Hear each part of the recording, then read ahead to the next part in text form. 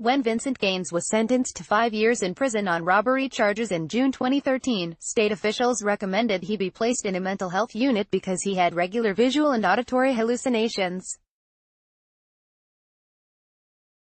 So Gaines was transferred to the Dade Correctional Institution in South Miami-Dade County, where he was placed on a boneless diet that left the 5'9" man 40 pounds lighter, dropping from 190 to 151 in just 18 months. After accumulating a series of disciplinary reports, Gaines was shuffled through multiple prisons before winding up at the Union Correctional Institution in Rayford, Florida, where he soon died. In his autopsy, he weighed only 115 pounds and showed obvious signs of malnourishment, advocates say. Now Gaines' family says the evidence is clear. He was starved to death inside the state prison system and then buried on Florida Department of Corrections (FDOC) property without their knowledge or consent. His mother, Laureen, sued FDOC head Julie Jones, former for-profit prison health provider Corazon Health, and Union C warden Kevin Jordan in North Florida federal court. The Palm Beach Post, which published a stinging investigation into Corazon Health's deadly failures across Florida in 2014, first reported on the lawsuit yesterday afternoon. To file the suit, Laureen Gaines partnered with the Human Rights Defense Center (HRDC), a nonprofit that fights for the rights of ex-prisoners nationwide. It is an outrage that, in the 21st century, American prisoners are being starved to death in barbaric conditions by a prison system whose employees enjoy total impunity for their criminal actions, HRDC Executive Director Paul Wright, himself a former prisoner, said in a news release.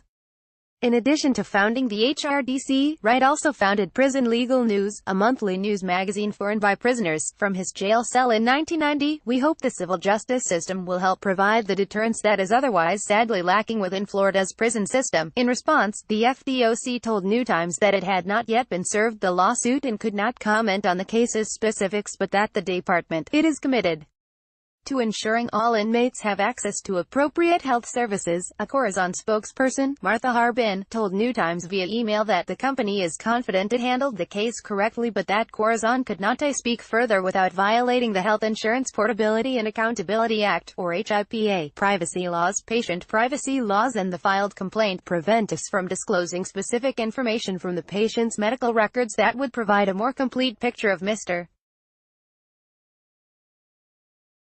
Gaines's health challenges and treatment, but we are confident that appropriate, evidence-based medical care was provided, she said.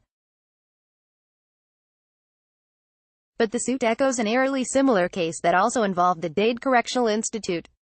In 2012, multiple witnesses said guards at the facility scalded mentally ill inmate Darren Rainey to death in a makeshift prison shower as punishment for defecating in his cell. State officials did not reopen the case until the Miami Herald's Julie Brown wrote a blistering series of articles about it. Even after Brown obtained gruesome images of Rainey's scalded body, the county medical examiner's office and Miami-Dade State Attorney Catherine Fernandez-Rendell still insisted Rainey did not suffer deadly burns. No one was fired or charged in the case. Perhaps more importantly, the Herald also spoke to other witnesses who claimed inmates at Dade C were being starved. The Palm Beach Post series about Corazon also noted that after prison medical care was privatized and handed over to the company in 2012, inmate deaths spiked. Corazon walked away from its $1.2 billion, 5-year state contract after the award-winning Post series but claimed the move was a fiscal decision. According to the latest suit, judges and other justice system officials knew in 2013 that Gaines was severely mentally ill. After he pleaded guilty in 2013 to burglary charges, a judge instructed officials to house Gaines near his family in Palm Beach County.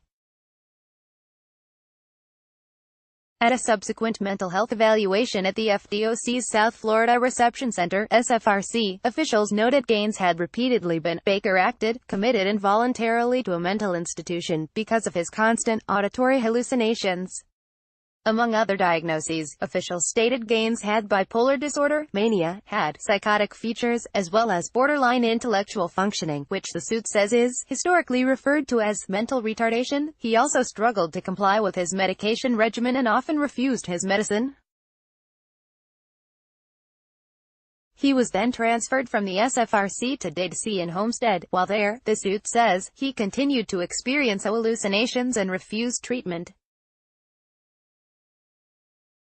After a particularly rough period, he was sent back to a crisis unit at the SFRC, where he slept only 2 to 3 hours per night and weighed 151 pounds. He was also written up for alleged failure to follow orders and in 2015 was sent more than 300 miles away from his family to the Florida State Prison and then to the Union Correctional Institution. On May 15, the suit says, because of Gaines' rapidly deteriorating mental condition, he was placed in close management unit at the facility, where health officials noted in reports that he had been observed smearing feces on his floor. From here, the suit claims, things grew strange. On December 1, Corazon health officials began to write that Gaines' condition seemed to be improving. Reports from that day say a company social worker observed his clean and organized cell and neat appearance. But just 2 days later, Gaines was dead. Just after noon December 3, officials noted he seemed quiet and had not eaten. They checked on him around 1:26 p.m. and found him unresponsive. After emergency medical technicians administered CPR, he was pronounced dead. Medical examiners conducted an autopsy the next day. Though writing that his cause of death was undetermined, examiners wrote that Gaines suffered from malnutrition and weighed only 115 pounds. In contrast with the glowing Corazon report 3 days earlier, doctors said Gaines also died with a generalized unwashed appearance and probable feces on the soles of his feet. Following Mr. Gaines' death, defendants did not timely inform plaintiff, the suit adds. As a result, Mr. Gaines was not released to his family. The decedent was buried by FDOC on FDOC property against the wishes and without the consent of plaintiff. Gaines' mother is now suing for alleged violations of the 8th and 14th Amendments to the U.S. Constitution, which prohibit cruel and unusual punishment and guarantee equal protection for people of all races under the law. The Gaines family also alleges their loved one's treatment violated the Americans with Disabilities Act. The prison's conduct was so deliberately indifferent as to Mr. Gaines' nutritional, medical, and/or mental health needs as to violate his right against cruel and unusual punishment, the suit reads.